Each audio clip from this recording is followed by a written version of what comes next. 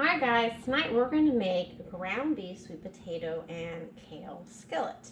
Now these are some sweet potatoes that we grew in our garden, and they have sat for a couple of weeks to cure, and now they should be nice and sweet and ready to go in our dishes. So I'm going to start by chopping these up and taking off any bad spots that I might see. Because these were homegrown and they're all organic, there are a couple of bad spots on them. So I'm just going to cut them right out just like that. And that's just something you can kind of come to expect when you grow things organically. And that won't be wasted either. The chickens or the pigs will love to eat those scraps.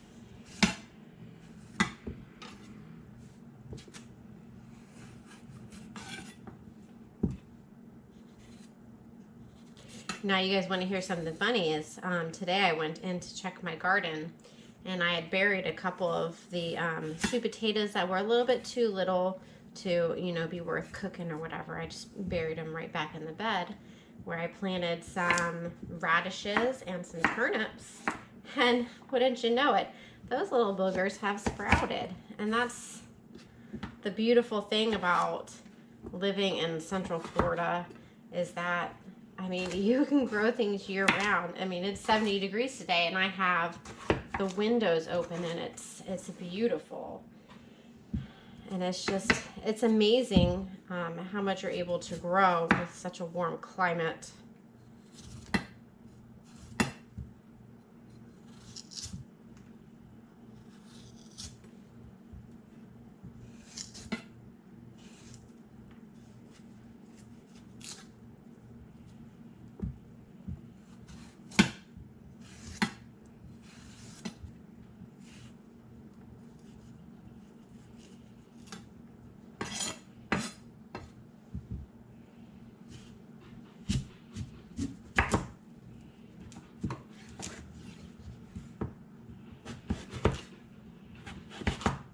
Always make sure you curl your fingers up when you're cutting sweet potatoes. When my kids were younger, I used to make their own baby food for them. And let me tell you, I almost lost one of my fingers trying to make them some pureed sweet potatoes one time. Be very careful.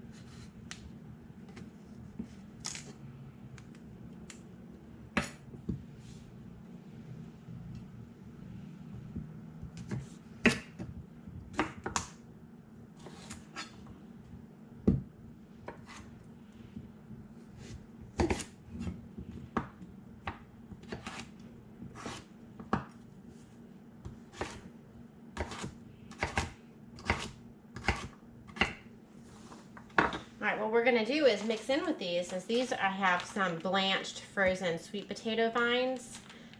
They taste just like spinach. They're amazing. So when I harvested my sweet potatoes, I pulled all the vines off, and then I washed them really good, and then I blanched them in a pot of really hot water and then shocked them in some cold. So this is just a little baggie of sweet potato leaves that I have. And then I got this kale from a local farm, since mine hasn't come in yet.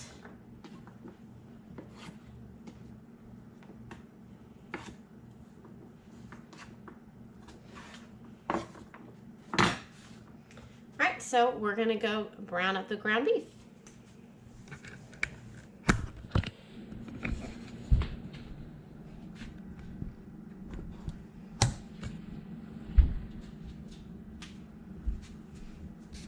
So this is some local grown ground beef that we bought half a cow from probably around summertime or so in De Leon Springs, which is near us in Central Florida.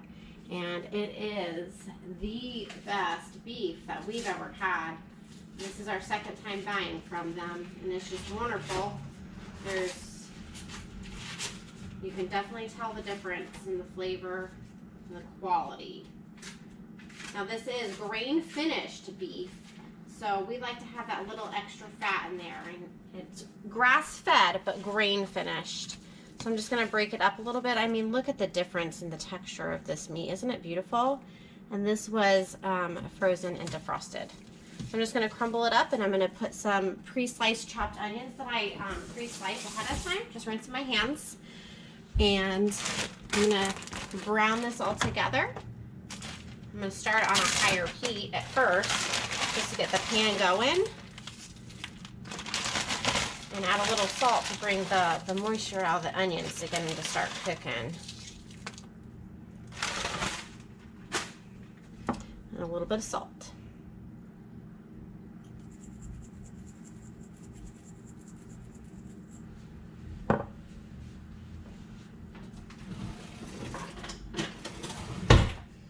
Now, I don't have any of those fancy meat masher cooker things, but this spoon does a fantastic job.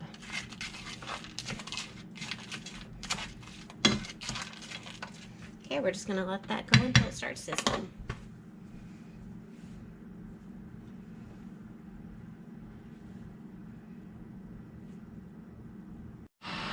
Alright, you guys, this thing is sizzling really nicely. I just turned my heat down to about a medium. But we really want to brown this meat and caramelize the onions, and that really brings out so much flavor. Around this time, I like to add in some minced garlic. I just get it just like this. Get it from my Sam's Club. It's a nice big jug. It lasts me quite a while. It's just as good to me as doing fresh. I don't know, maybe a tablespoon or so. We like garlic in this family. And kind of brown that in the middle of your pan, and then mix it all together.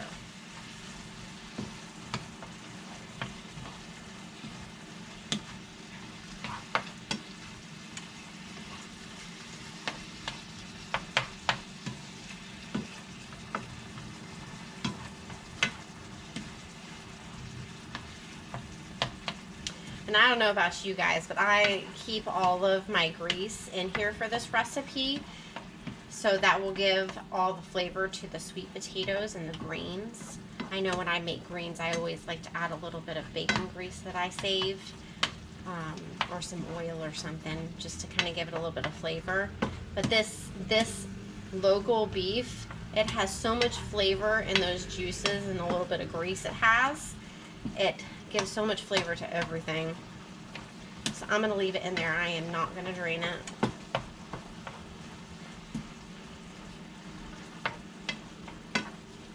There's some recipes, like when you make spaghetti, you want to drain it because you don't want to have a greasy spaghetti. Alright. At this point, I'm going to add a little bit of paprika, because paprika and sweet potatoes just go together so well. I never usually measure my spices. I kind of just eyeball it. But I would say that's probably about a teaspoon of paprika. I'm going to add a little bit more salt.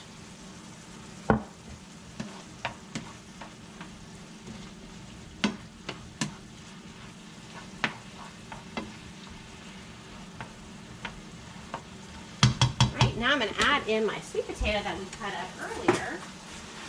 I'm just going to bring my cutting board all the way over here and just kind of slide it in carefully so it doesn't splatter up on me. I got a lost soldier over there, I'll get it.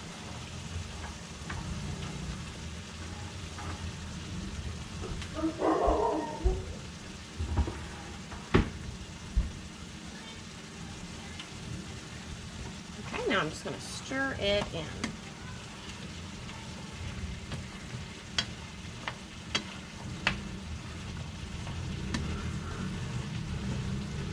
My son and the neighbor are riding their dirt bikes around, and like I said earlier, I have the windows open.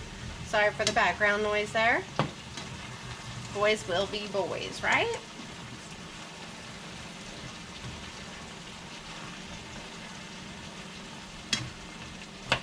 Okay, now that I got that fully incorporated, I'm going to put a lid on and let it steam.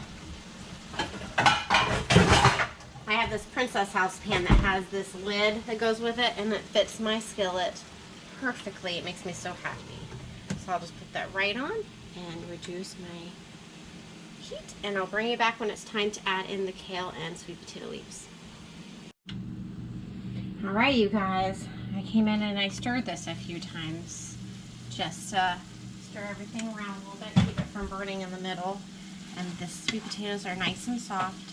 So this is when we're going to add the sweet potato leaves and the chopped kale. I just chopped it real coarsely. I'm just going to add it right on top and mix it in. Now this may seem a lot, but these greens, they go down in volume so much once they get cooked. And we like greens anyway, so I'm not unhappy about it.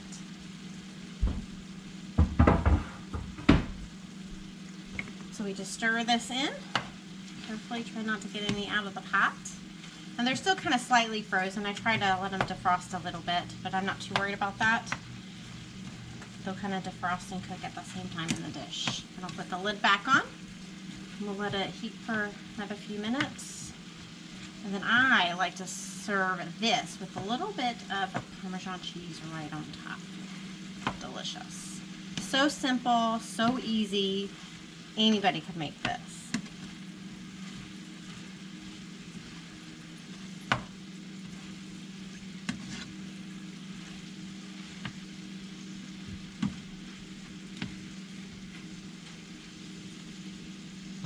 I just put the lid on and let it steam.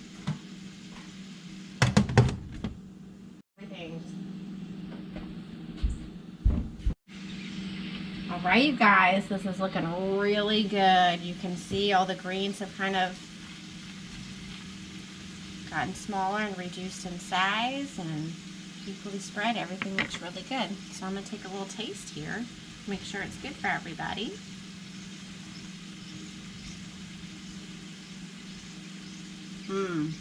That's really good. You guys have got to try this. Delish.